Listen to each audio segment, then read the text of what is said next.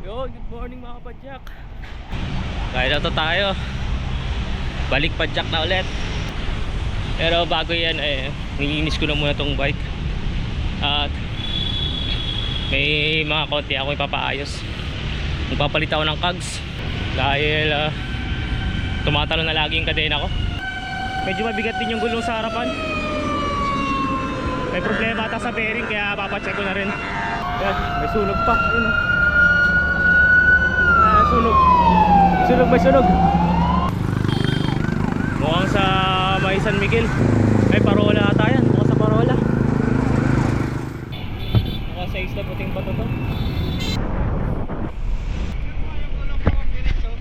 Kung hindi magkalis yung unahan at saka yung ano. Okay. Dito ako sa Pops Bike Shop. Papatransplant na natin itong cassette ko. Yes, Pops, oh.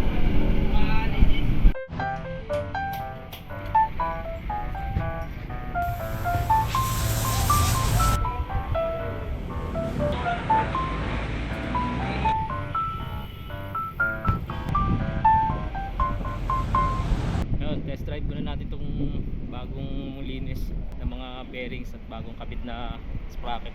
Medyo magaspang pa siya. Siguro pag dagdagal okay na to. Oh, mauna ka na to. Ito na ako. Tama to. Nag-iwalay na kami ng chewing ko. Ako'y pauwi na rin. So nagawa natin yung mission natin today. At sana next video long ride na may post natin.